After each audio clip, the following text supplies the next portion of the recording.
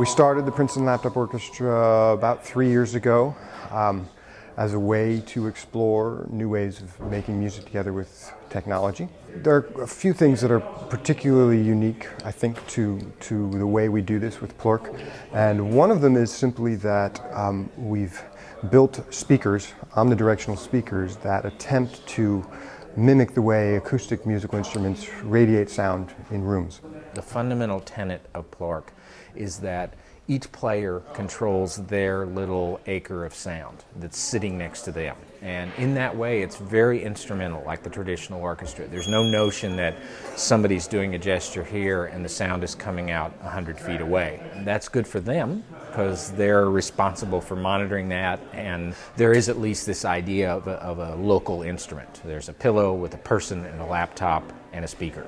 It really is, though, the laptop as a musical instrument is there in the room with you, and it gets the acoustic qualities of the space that you're in and blends nicely with all the other instruments that are in the room, whether they be other laptop instruments or old-fashioned acoustic instruments. And that's something we do a fair amount of as well, including tonight we've got a concert featuring a well-known classical violinist.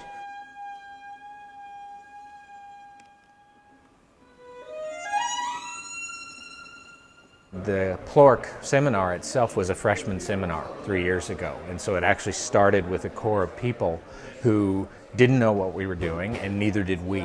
And many of them are back now, and they've been in the ensemble for 3 years now. And so there is a tradition of PLOrchestra performance now that's kind of formed. The students come from all different departments on campus. Some are in computer science, some are in music, but many are in completely unrelated departments. The only thing we require of our students who take these classes is that they have some kind of musical background. Some of them have jazz or popular music backgrounds. Some of them read music, some of them don't read music so well. So there's a diversity of musical backgrounds, but they all have some kind of musical background. Some of them have a lot of technical experience, but a lot of them don't. And in fact, these classes are a way for them to get programming skills, to get technical experiences.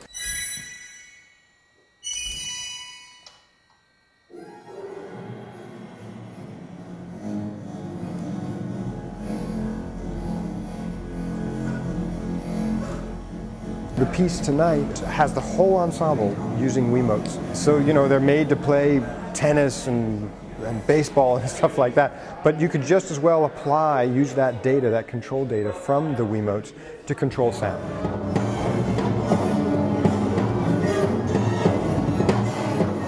Some of the other pieces actually use built-in sensors on the laptops themselves. So the laptops have a sensor built in to protect the hard drive, but it actually senses the tilt of the laptop, and you can use that and have that control sound directly as well. And so a couple of the pieces tonight will be using that technology.